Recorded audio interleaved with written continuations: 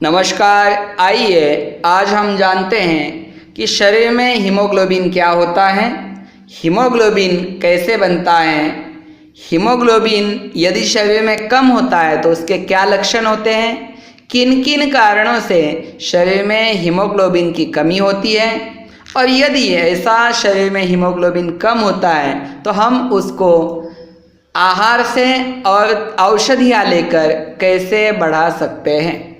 इसलिए इस वीडियो को अंत तक देखिए। सब कुछ जानकारी आपको दवाइयों के साथ यहाँ स्पष्ट की जाएगी।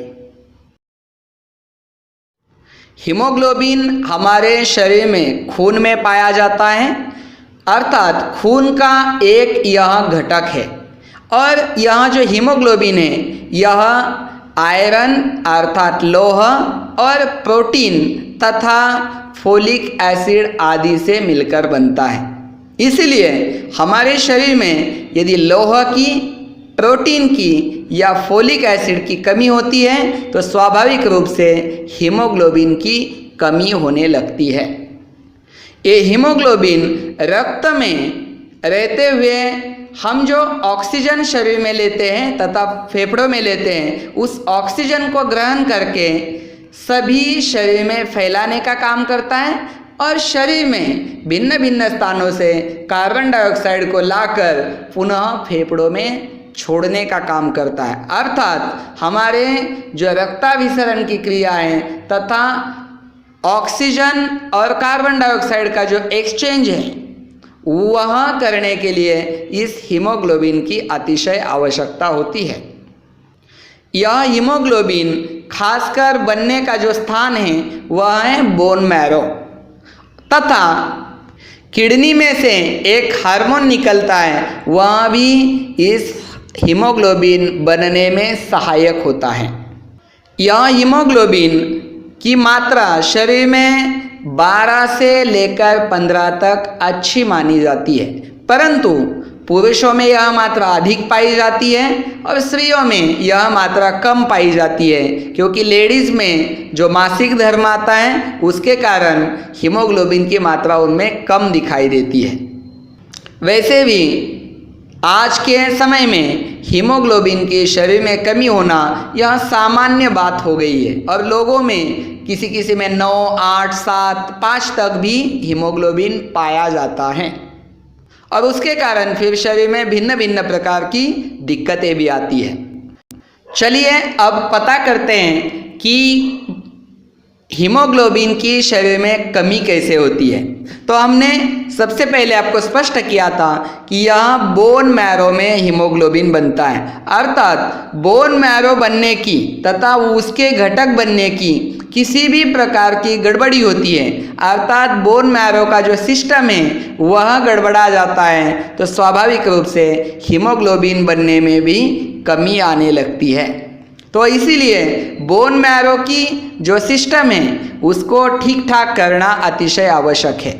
2 नंबर घटक होता है कि पाचन तंत्र की गड़बड़ी, अर्थात अग्निमांद्य जो है, यदि शरीर में जो हम भोजन लेते हैं वह ठीक से नहीं पचता है, अर्थात अग्निमांद्य आदि है, तो स्वाभाविक रूप से इस खाद्य में से ही जो हीमोग्लोबिन बनता है वह बनने के लिए उस प्रकार के घटकों का निर्माण नहीं हो पाता है।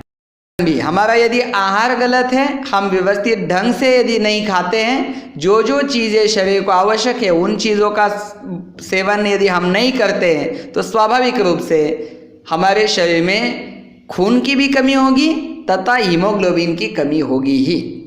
और सबसे इम्पॉर्टेंट, हमारे यदि किडनी की कोई गड़बड़ी है, किडनी की फंक्शनिंग जो है वह यदि गड़बड़ होती है, क्योंकि किडनी के फंक्शन में से एक हार्मोन निकलता है जो हीमोग्लोबिन बनाने में अतिशय महत्वपूर्ण है। हमारे जो भगिनियाँ हैं उनमें यदि मासिक धर्म में अधिक रक्तस्राव होता है तो उसके कारण भी शरीर में हीमोग्लोबिन की कमी आती है। अब यह हीमोग्लोबिन कम होता है तो उसके क्या क्या लक्षण शरीर में देखने को मिलते हैं। तो सबसे पहले शरीर में थकान महसूस होना, अर्थात जल्दी थकान होना। आप थोड़ा भी चलते हैं, कुछ वेट लेकर चलते हैं, सीढ़ियाँ चढ़ते हैं, तो आपको तुरंत थकान महसूस होगी, कम समय में आपको थकान महसूस होगी। इसीलिए थकान यह उसका सबसे पहला लक्षण है। आपको कमजोरी महसूस होगी, आप कुछ भी नहीं करेंगे तो भी आपको शरीर में जान नहीं है ऐसे आपको महसूस होगा, अर्थात आपके शरीर में कमजोरी महसूस होने लगेगी।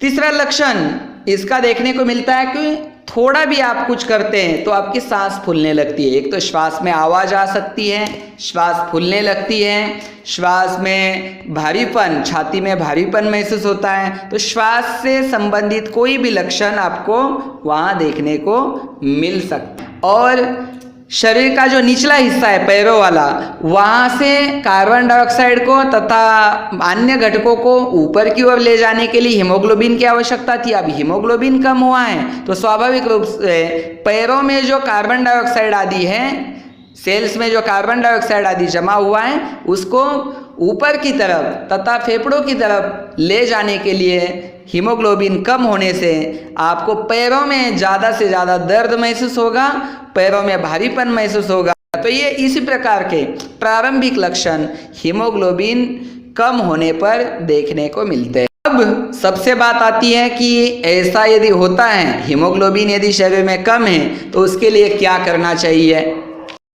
शरीर में लौह तत्व, प्रोटीन और फोलिक एसिड ज़्यादा से ज़्यादा बढ़ाना चाहिए।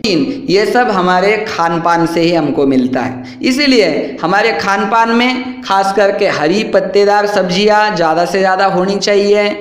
इसके अलावा हम सेब का, एप्पल का सेवन कर सकते हैं। सेब में ज़्यादा से ज़्यादा लौह तत्व होता है और आपने देखा भी होगा सेब जल काटने पर थोड़े समय में काला पड़ता है, अर्थात लौह तत्व उसमें ज़्यादा होता है। चुकंदर या जिसको बीट बोलते हैं, वह चुकंदर का भी आप सेवन करेंगे तो अधिक से अधिक हीमोग्लोबिन आपके शरीर में बढ़ेगा।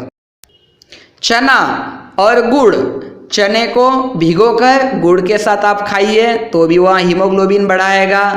अनार के दानों को तथा अनार का जो छिलका है वह हीमोग्लोबिन बढ़ाने के लिए बहुत लाभदायी माना जाता है। इसके अलावा जो खजूर है, खजूर के लड्डू आदि बनाइए, उसका भी आप सेवन करके हीमोग्लोबिन बढ़ा सकते हैं।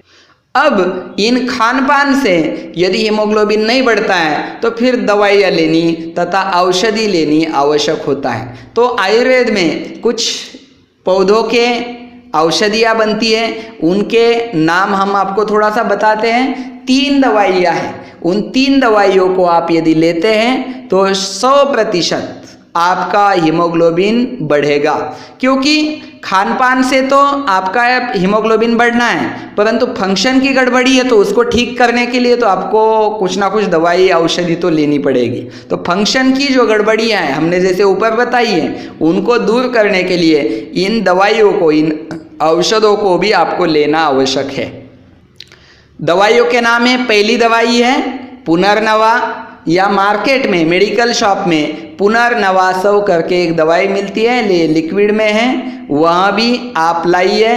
दूसरी दवाई है लौहासव, लौह आसव नाम आयरन, तो लौहासव यहाँ भी मेडिकल में उपलब्ध है, आयरन से यह बनाया जाता है। और तीसरा है अश्वगंधारिष्ट, अश्वगंधारिष्ट यहाँ भी मेडिकल में आपको लिक्विड के रूप में मिल जाता है। इन तीनों को लाना है और तीनों को लेने का तरीका आप ध्यान से सुनना है। इन तीनों को आप अश्वगंधारिष्ट 2 मात्रा लीजिए, अर्थात 2 चम्मच लीजिए, लौहासव 1 चम्मच और पुनर्नवासव 1 चम्मच, ऐसे सबको मिला लीजिए। उतने ही उसके 2 गुनी मात्रा उसमें पानी मिलाइए और भोजन के आधा घंटा पहले या भोजन के आधा घंटा बाद में आप उसका सेवन कीजिए। सुबह और शाम ऐसे 2 बार उसका सेवन करना है। यदि ऐसा आपको नहीं जमता है तो आप 3 समय में तीनों को अलग अलग आप सेवन कर सकते हैं। सुबह आप पुनर्नवासव लीजिए, दोपहर में लौहासव लीजिए और शाम में अश्वगंधारिष्ट लीजिए। तो इन तीनों को आप अलग अलग समय पर भी ले सकते हैं, परंतु इस तरीके से आपको लेना आवश्यक है। दोनों में से कोई भी एक तरीका यूज कीजिए। एक अच्छी खासी दवाई है वह है गिलोय। तो गिलोय का रसायन, घनवटी या पाउडर, इन तीनों में से आप कुछ भी सेवन कर सकते हैं। वह भी आपको सुबह शाम सेवन करना है।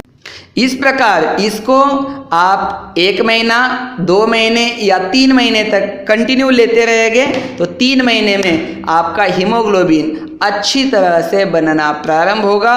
और एक बार हीमोग्लोबिन बनना प्रारंभ होता है तो अगले 3 महीने तक आपको कोई दिक्कत नहीं आती है।